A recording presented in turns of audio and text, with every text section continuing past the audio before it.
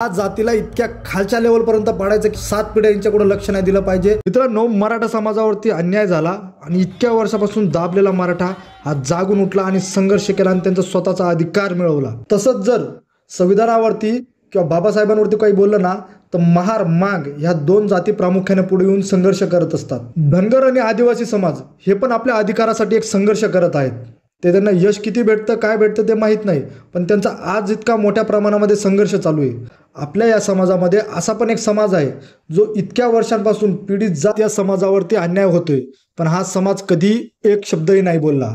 अगोदर राजे महाराजांनी अन्याय केला, त्यानंतर इथल्या वर्ण व्यवस्थेने यांच्यावरती अन्याय केला, पण हा समाज कधी काही नाही बोलला। स्वतंत्र मिळाल्यानंतर सुद्धा काही वर्षानंतर आपण चंद्रावरती पोहोचलोय, पण या समाजावरचा अन्याय अत्याचाराबद्दल कोणीच काही बोलत नाहीये आणि आज सुद्धा होते। तर तुम्ही म्हणाल की आज आपण स्वतंत्र भारतामध्ये जगतोय, तो कोणत्या समाजावरती अन्याय होतोय? कोणत्या समाजावरती अन्याय होत नाही, पण हे सरळ सरळ चुकीचं आहे। अन्याय होतो आणि ते आपणच करतो, पण ते आपल्याला दिसत नाही। हा समाज कोणी दुसरा वेगळा नाही, तर हा एक भारताचा पोशिंदा शेतकरी समाज आहे। महाराष्ट्रामध्ये जाती जातीवरती इतके मोठे मोठे तुम्ही आज आंदोलन बघत आहात, इतके मोठे मोठे मोर्चे बघत आहात, पण एका तरी समाजाने किंवा आपण कोणीतरी शेतकऱ्यांसाठी मोर्चा काढला का? शेतकऱ्यांनी तरी स्वतःसाठी मोर्चा काढला का? शेतकरी हा आज वेगवेगळ्या जातींमध्ये बाटला गेलेला आहे, म्हणून ही व्यवस्था ही सिस्टीम तुमच्याकडे लक्ष देत नाही। महाराष्ट्रामधला शेतकरी हा शेतकरी नसून जाती जातींमध्ये SC ST OBC मध्ये बाटला गेलेला आहे। ज्या मुद्द्यावरती भांडलं पाहिजे बोललं पाहिजे त्या मुद्द्यावरती तुम्ही तर सरकारला प्रश्नच विचारत नाही, तुम्ही जातीवरती प्रश्न विचारतात, पण शेतकऱ्यांसाठी कधी कोण प्रश्न विचारतो? आजपर्यंत मला एकही असा मोर्चा दिसला नाही महाराष्ट्रामध्ये जो शेतीवरती शेतकऱ्यांविषयी कोणतरी बोलेल। तुमच्या तालुक्यातील आमदार खासदार जे तुम्ही निवडून दिलेले आहेत त्यांचं काम तुमचे प्रश्न मांडण्याचा नसून ते आता तुम्हाला मनोरंजनामध्ये बिझी करून ठेवलेले आहेत। आमच्या 40 गावामधला आमदार तर नवरात्रीमध्ये मोठे मोठे उत्सव ठेवणार, गणपतीमध्ये मोठे मोठे उत्सव ठेवणार, वर्षाकाठी कुठेतरी फिरायला रायगडावरती घेऊन जाणार, कुठेतरी पंढरपूरला घेऊन जाणार आणि ह्याच गोष्टी करून जनतेला खुश ठेवलेलं आहे। पण पूर्ण 40 गावामध्ये एवढा मोठा बेरोजगारीचा प्रश्न आहे, त्याच्यावरती कुठलाही आमदार आतापर्यंत आलेला कुठलाही आमदार बोलायला तयार नाही ना, त्या गोष्टीला सिरियस घ्यायला तयार नाही। आणि ही आमच्या 40 गाव तालुक्याचीच नाही तर अख्ख्या महाराष्ट्राची गत आहे। शेतकऱ्यांच्या पोरांना इतकं लाचार करून ठेवलंय ना, यांच्याकडे नोकरी आहे ना शेतीतलं उत्पन्न आहे। गावाकडे कधीतरी फेरी मारून बघा, आजही गावातले 35-35 वर्षाचे मुलं बिगर लग्नाचे राहिलेले आहेत। कारण शेतकऱ्यांना शेतकऱ्यांच्या मुलांमध्ये कुठे भविष्य दिसत नाहीये। शेतीमधलं भविष्य आता संपलेलं आहे, कारण की शेतकरी जे पिकवतो त्याच्यापेक्षा जास्त तर त्याला लॉस होतोय। काय करणार हा शेतकरी? आणि आपण आणि आपली मुलं जे शेतकरी आहेत, शेतकऱ्यांची मुलं आमदार खासदारांमागं एखाद्या नेत्यांमागं जातीवरच्या राजकारणासाठी मोर्चांमध्ये बिझी आहे, पण शेतीविषयीच्या आपल्या शेतकऱ्यांच्या समस्याविषयी बोलायला तयार नाहीये। राज्य सरकार असो की केंद्र सरकार यांनी कैक उद्योगपतींचे मोठे मोठे कर्ज माफ केलेत।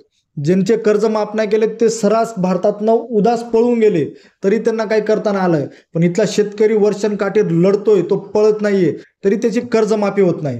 आणि जेव्हा कर्जमाफीमध्ये विचारलं जात असतं तेव्हा बघा काय म्हणत असतात हे नेते। आणि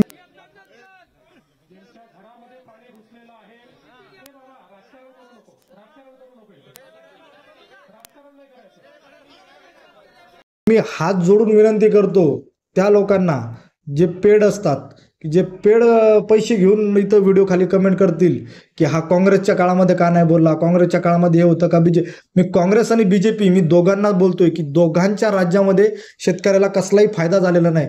छत्रपती शिवाजी महाराज छत्रपती संभाजी महाराज सोडले तर कोणत्याही नेत्यांच्या किंवा कुठल्याही राजांच्या याच्यामध्ये शेतकऱ्यावरती अन्यायच झालेला आहे, न्याय दिलेला नाहीये। आज महाराष्ट्र इतका मोठा महापूर बघतोय, शेतकऱ्याची जमीनच नाही तर पोटाच्या गोळ्याला जितकं वाढवलेलं असतं मुलांना त्याच पद्धतीने त्याने जनावरं वाढवलेली असते, ती जनावरं त्याच्या डोळ्यात देखत पाण्यात वाहून गेलीत। काही गावाची गावं आजही पाण्याखाली आहेत, तिथं मदतीचा काय हात आहे? सरकार त्याच्यावरती काय ऍक्शन घेते? आज फक्त तिथले ग्रामीण आणि गावाच्या आजूबाजूचे लोक त्या गोष्टीशी लढा देत आहेत, पण अजूनही सरकार पंचनाम्याला पोहोचत नाहीये, मदतीला पोहोचत नाहीये। तर या गोष्टींविषयी व्यवस्थेला प्रश्न कोण विचारणार? कुठे आहेत आपला आमदार? कुठे आहे आपला खासदार? कुठे आहे आपल्या अधिकारी? हा खरंच तो महाराष्ट्र राहिलेला आहे का ज्याला आपण महाराष्ट्र म्हणून मिरवत होतो की आमचा महाराष्ट्र एवढा ग्रेट आहे? पण आता खरंच तो महाराष्ट्र इतका ग्रेट राहिलेला आहे का?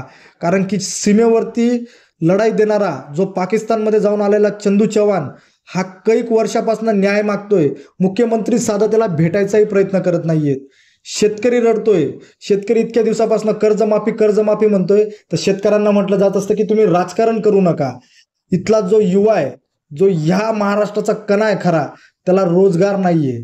तो रोजगारासाठी 400-500 किलोमीटरहून पुणे, मुंबई, नाशिक सारख्या शहरांमध्ये जातोय, तरी तिथं त्यांना कामं भेटत नाहीयेत.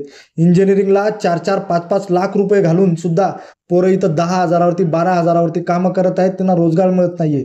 ज्या इंजिनियर लोकांना कंपन्यांमध्ये काम केलं पाहिजे होतं, गव्हर्नमेंटसाठी काम केलं पाहिजे होतं, ते लोक आज सेल्समध्ये काम करतात, कुठेतरी टिकल्या बांगड्या विकताना दिसत आहेत. इतकी घाण वेळ आपणच आपल्यावरती आणलेली आहे, कारण की आपण आपल्या सरकार निवडताना खूप मोठी चूक झालेली आहे. आपण धर्माच्या नावावरती, जातीच्या नावावरती जे सरकार निवडून दिलेलं आहे, ते आता आपल्याला एवढं महागात पडत आहे, आपल्या पुढच्या पिढीला इतकं महागात पडणार आहे, आपली पुढची पिढी आपल्याला माफ नाही करणार. ही गोष्ट लक्षात ठेवा. या जातीला इतक्या खालच्या लेवलपर्यंत पाडायचं की हिच्याकडे कोणी लक्ष नाही दिलं पाहिजे, हिच्या 7 पिढ्या हिच्याकडे लक्ष नाही दिलं पाहिजे, असंच सरकारचं मत आहे का काय शेतकऱ्यांविषयी, असं मला वाटतं. मी शेतकरीला जाणून बुजून जात म्हणत आहे, कारण की ह्या जातीमध्ये अख्खा महाराष्ट्र येतो.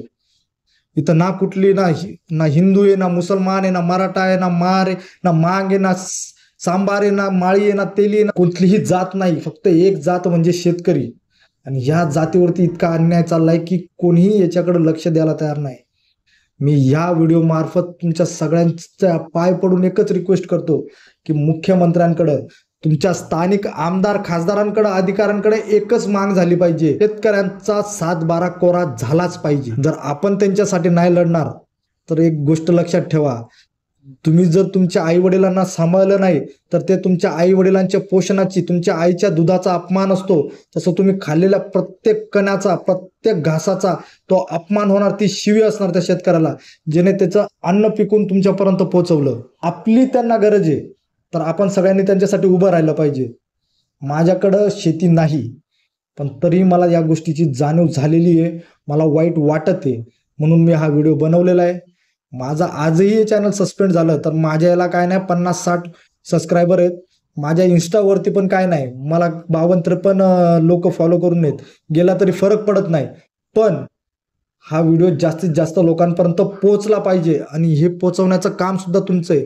हा व्हिडिओ सरकारपर्यंत गेला पाहिजे आणि आपल्या शेतकऱ्यांना न्याय मिळाला पाहिजे. जय हिंद, जय महाराष्ट्र.